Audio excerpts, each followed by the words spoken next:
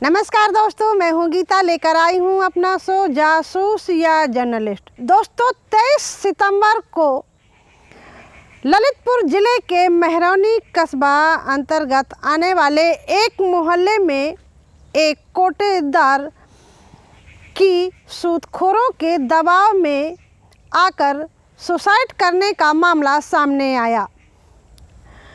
इस मामले को हुए 2 महीने बीत गए, लेकिन अभी तक खुलासा नहीं हुआ। फिलहाल पुलिस ने FIR दर्ज कर ली है, पर पीड़ित परिवार को अभी भी अपनी जान का खतरा नज़र आ रहा है, इसलिए वो बहुत ज़्यादा डरा सहमा हुआ है और जल्द ही जल्द न्याय की मांग कर रहा है।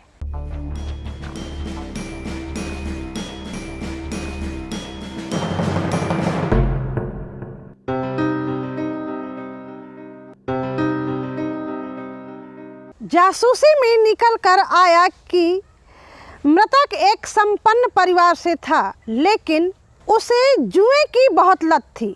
जुए की लत के कारण मृतक ने अपने ही कस्बे के रहने वाले कुछ सूदखोरों से कर्ज ले रखा था और उस कर्ज को वसूलने के लिए सूदखोरों द्वारा बराबर उसके ऊपर दबाव बनाया जा रहा था।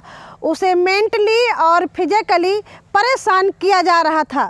23 तारीख को जोशी आए तो उन्होंने धमकी दी थी 4-5 बजे, और बस फिर पापा हमने फांसी लगा ली उनके दबाव में आके, पैसों के चक्कर में। उनने इतना दबाव बना दिया था, इतना प्रेशर बना दिया था कि पापा ने उनके चक्कर में फांसी लगा लिया। पापा से वो लोग गाली गलौज करते थे, घर पे आते थे। जब हमारे घर पे राशन बढ़ता था तो राशन की पेटी में से भी पैसा उठा के ले जाते थे जितना इकट्ठा होता था, और जो हम बताते थे राशन वगैरह उसमें से गेहूँ चावल भी बोरी उठा ले जाते थे। वो लोग बहुत सारे लोग हैं, थोड़ा पावर है उनके पास, दबंग से लोग हैं, गुंडे टाइप के। हमारे घर में कोई नहीं है, पापा अकेले हैं, हम लोग भी अकेले हैं। तो उन लोगों ने दबाव बनाया पापा पे, कुछ भी तुम्हें शायद लड़कियों का बोला हो, मम्मी का बोला हो, दादी का बोला हो, तो पापा ने बस इससे घबराहट से, डर से बस फांसी लगा ली। मृतक ने सुसाइड करने से पहले एक सुसाइड नोट लिखा था, जिसमें जिन सूदखोरों द्वारा उसे परेशान किया गया था उनके नाम भी दिए गए थे।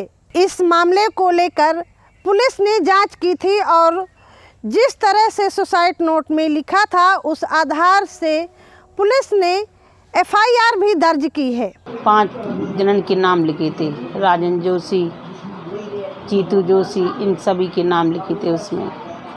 तो उसमें लिखा था, बच्चों मुझे माफ़ कर देना, मेरी बहनें माफ़ कर देना, माँ मुझे माफ़ कर देना। इन लोग मुझे बहुत टॉर्चर करते थे, बहुत परेशान करते थे। 2.5 एकड़ जगह भी दी और गाड़ी भी उन्हें रख ली गिरवे। गाड़ी भी नहीं है, चैन अंगूठी थी वो भी नहीं है। इतना मैंने कमाया उन्हीं ने ले लिया, फिर भी जी हमें टॉर्चर करते रहे, इसलिए उनने फांसी लगा ली। जिनके ऊपर आरोप है सूदखोरों के, जिन्होंने उसको परेशान किया था, वह अब परिवार को परेशान कर रहे हैं।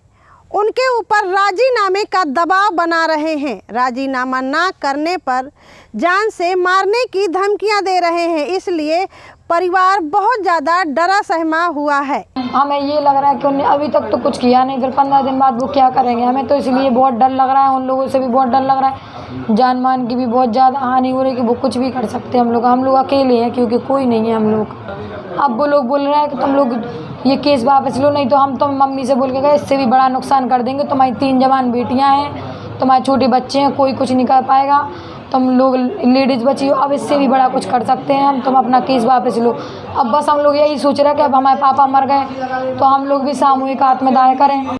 मेरी जासूसी में ये भी निकल कर आया कि जिन सूदखोरों से मृतक ने पैसे लिए थे उनका रिकॉर्ड ही क्रिमिनल है।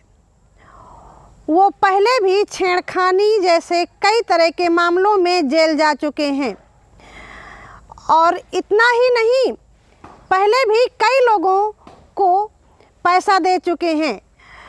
वो लोग ब्याज का पैसा देते हैं और बाद में 10 से 15 रुपए सैकड़े का ब्याज सहित पैसा भरवाते हैं। जब लोग पैसा नहीं भर पाते तो उनके ऊपर दबाव बनाया जाता है। कर्जा लेते हैं मेहरौनी में, अवैध ढंग से सबको परेशान करते हैं, ऐसे गरीब लोगों को सताते हैं अकेला समझ के। और पापा ने 24 लाख की हमारी ज़मीन भी बेच दी। जब पापा मरे हमें उसके बाद पता चला रजिस्ट्री, तो वो भी बिचवा दी उन लोगों ने ज़मीन। वो 24 लाख के बारे में इसलिए जब पापा मरे तो उसका वो वारंट आया कि उन्होंने 24 लाख की ज़मीन बेची थी। पीड़ित परिवार बताता है कि जिन लोगों के खिलाफ उन्होंने आरोप लगाए हैं वो खुलेआम घूम रहे हैं। पुलिस ने अभी तक किसी को गिरफ्तार नहीं किया, इसलिए उनको बराबर धमकियां मिल रही हैं। फिलहाल पुलिस ने जो सुसाइड नोट पाया है उसको जांच के लिए भेज दिया है और 3 महीने का समय मांगा है, इसलिए उनको 3 महीने का इंतज़ार है। इस बीच अगर कोई उनके ऊपर घटना घटती है तो इसका जिम्मेदार पुलिस प्रशासन और विपक्षी परिवार होगा। महरौनी थाना एसओ द्वारा बताया गया कि इस मामले की विवेचना सीओ कुलदीप कुमार कर रहे हैं। उनके थाने से विवेचना जा चुकी है। अब वही आगे बता सकते हैं कि विवेचना कहां तक पहुंची और आगे किस तरह की कार्रवाई हुई। सवाल ये उठता है कि आज भी देश के कई ग्रामीण हिस्सों में आत्महत्या का मुख्य कारण उच्च वर्ग के लोगों द्वारा दी जाने वाली धमकी, उत्पीड़न आदि होता है, लेकिन गरीब वर्ग के लोग उनके ऊपर आवाज़ नहीं उठा सकते, इसलिए उनको अपनी जान गंवाने के अलावा और कोई रास्ता नज़र नहीं आता। लेकिन क्या ऐसे मामलों में, ऐसी स्थिति में पुलिस को तुरंत कार्रवाई नहीं करनी चाहिए? अब इसी मामले का उदाहरण ले लीजिए कि मामला तो दर्ज हो गया है, पुलिस ने 3 महीने का समय भी मांगा है। अब देखते हैं कि 3 महीने में किस तरह की कार्रवाई होती है या पीड़ित परिवार इसी तरह न्याय के लिए भटकता रहेगा। तो दोस्तों, ये थी मेरी आज की जासूसी भरी कहानी। अगली बार फिर मिलूंगी किसी नए मुद्दे के साथ।